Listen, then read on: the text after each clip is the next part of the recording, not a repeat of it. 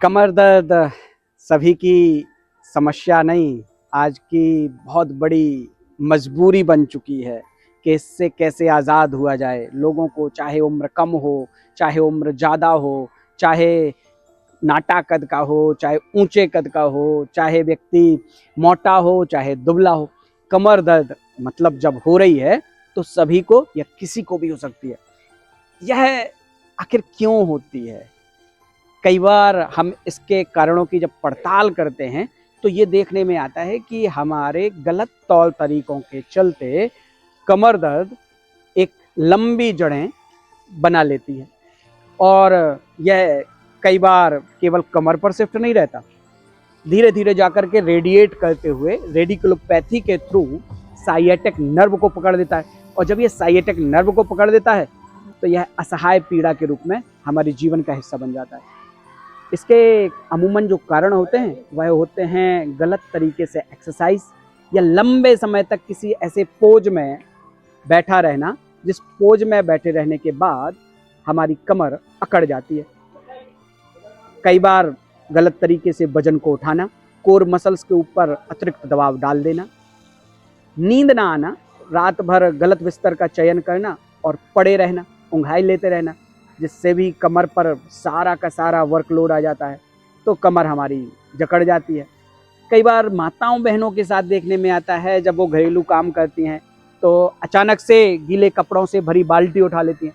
ये common causes में से हमारे सामने आए हैं कि जल्दबाजी में बर्तनों से भरी बकेट उठा ली या फिर गीले कपड़ों से भरी हुई बाल्टी उठा ली, तो वजन का एक तरफा लोड भी उनके कमर दर्द का कारण बन जाता है। खाना का भी सही समय पर ना लेना, अगर आप खाली पेट लंबे समय तक रहते हैं तो भोजन शरीर को जब नहीं मिलता है तो न्यूट्रिएंट की कमी के कारण भी कमर दर्द स्थायी रूप से जगह बना लेता है। एक्सीडेंटल केसेस, कई बार कमर के बल हम गिर जाते हैं, हम उसको समझ नहीं पाते हैं और यह धीरे धीरे शुरुआत में तो उतना दर्द नहीं रहता, लेकिन एक धीरे धीरे प्रक्रिया के अंतर्गत यह लंबा हिस्सा हमारे जीवन का जकड़ लेता है और कमर दर्द सुप्तावस्था में पड़े रहते हुए एक लंबे समय बाद फिर से हमें पीड़ा पहुंचाने लगता है। इनसे बचने के लिए क्या जरूरी एहतियात है?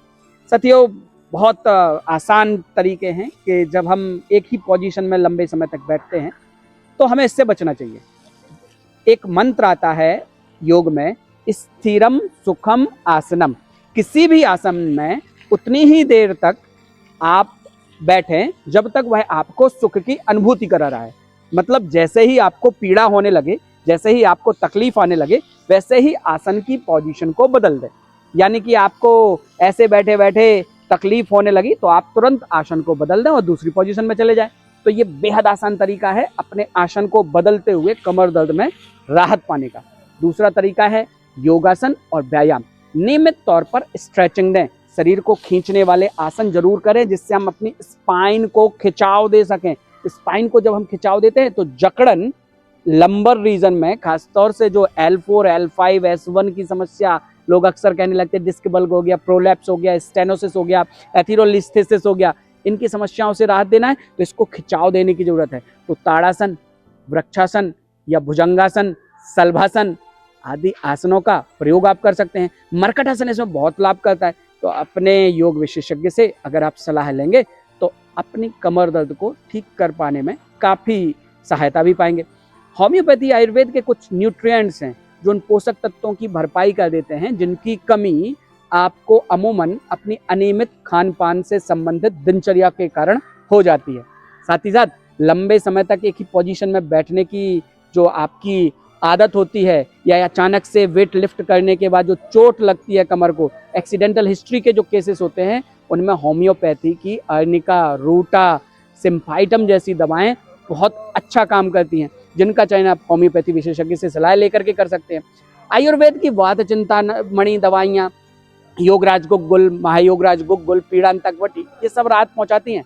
नेचुरोपैथी के अंतर्गत प्राकृतिक चिकित्सा में अभ्यंगम थेरेपी, विशेष तौर पर कटिबस्ती, इस पर बहुत राहत पहुंचाती है। अगर सही अभ्यंगम थेरेपिस्ट आपको मिल गया तो ये मान लीजिए आपका पलक झपकते ही दर्द गायब हो जाएगा, भले ही कुछ देर के लिए, लेकिन आप नियमित तौर पर अगर इस थेरेपी को अपनी दिनचर्या में आजमाएंगे तो आपको कमर दर्द से जरूर जड़ से राहत मिलेगी।